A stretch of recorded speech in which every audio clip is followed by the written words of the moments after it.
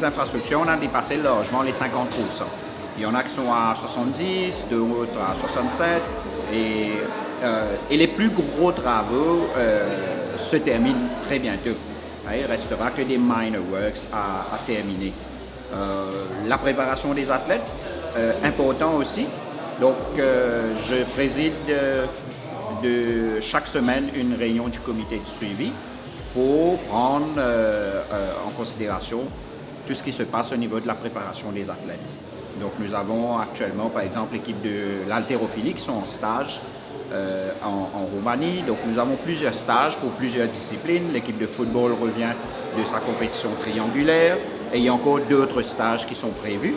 Donc nous au niveau du COJI et du ministère, donc nous sommes très satisfaits de l'avancée en ce qui s'agit de la préparation pour les Jeux des îles. Donc nous avions eu un budget il y a 2 ans de cela. Bon, je n'ai pas les chiffres exacts en tête, mais je dois dire que c'est un budget conséquent et c'est la première fois que pour la préparation des athlètes, on a eu un budget 2 ans en avance. Toutes les fédérations sont unanimes à le dire que ça n'a jamais été fait et que les préparations des Jeux des îles se faisaient quelques mois avant. Mais pour la première fois, à 2 ans des Jeux, nous avions déjà eu le budget qu'il faut pour la préparation des athlètes. Côte d'Or aussi, donc nous avons des rapports réguliers par rapport au progrès au niveau des infrastructures.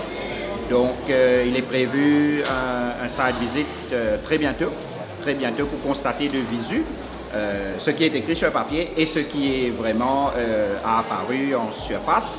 Et aussi là-bas au niveau de Côte d'Or aussi, on est très confiant qu'éventuellement on pourra tenir quelques compétitions. Alors, Jeux des îles 5 étoiles, donc bien sûr comme on le sait, hein, c'est le grading dans le terme touristique pour dire que quelque chose est très bon. Alors, donc c'est ça que nous visons, que dans toutes les facettes des Jeux des îles, que nous faisons les choses de façon excellente.